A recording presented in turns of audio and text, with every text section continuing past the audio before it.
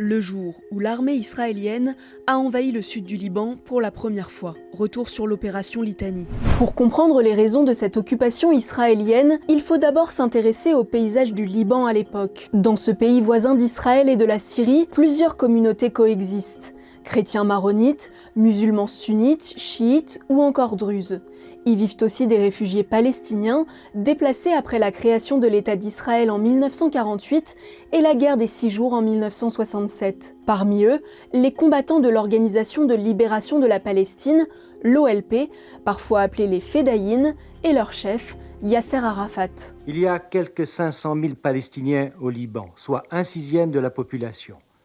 Comme si en France, il y avait 8 millions d'étrangers organisés, en partie armés, et qui ne pourraient aller nulle part autre puisque dépossédés de leur pays. L'occupation israélienne s'inscrit dans un contexte de guerre civile au Liban qui débute en 1975 et durera 15 ans. En mars 1978, Israël lance une première invasion du sud Liban. Elle intervient 3 ans après le début de la guerre civile et 1 an après l'arrivée de la droite au pouvoir en Israël avec la victoire du Likoud. C'est l'opération Litani, du nom du fleuve qui traverse en partie le sud du pays. L'opération Litani, c'est vraiment l'idée qu'on pourrait commencer à en finir avec l'OLP, qui est lié d'abord par un attentat très meurtrier qui a lieu en Israël, un attentat qui va faire 38 morts autour d'une attaque de bus, qui déclenche ensuite une opération qui dure 7 jours. 7 jours, à l'époque c'est long, aujourd'hui ça nous paraît extrêmement court. Ça va avoir pour conséquence de faire reculer l'OLP et de détruire un certain nombre de ses infrastructures. Les Israéliens ont imaginé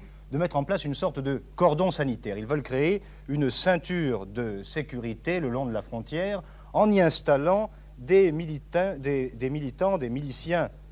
libanais, phalangistes, chrétiens, conservateurs, qui interdiraient la pénétration des Palestiniens en direction d'Israël. Une sorte de tampon entre les Fédayines et Israël. Dès le 19 mars 1978, les Nations Unies condamnent cette invasion et ordonnent le retrait de l'armée israélienne. Le Conseil de sécurité de l'ONU crée dans la foulée la Force intérimaire des Nations Unies pour le Liban, la FINUL, une force d'interposition envoyée pour superviser le retrait israélien et rétablir la paix dans la région, encore en activité aujourd'hui. L'opération Litani, c'est vraiment le début d'une occupation israélienne qui prendra fin en 2000 et qui va engendrer des situations assez compliquées de guérilla autour des forces israéliennes présentes, mais aussi autour de l'armée du Liban Sud qui sont ces forces supplétives. Donc il y a une tension permanente dans la région dont évidemment la première victime est la population locale. Bilan estimé de l'opération Litani, 1000 civils tués et 250 000 personnes déplacées.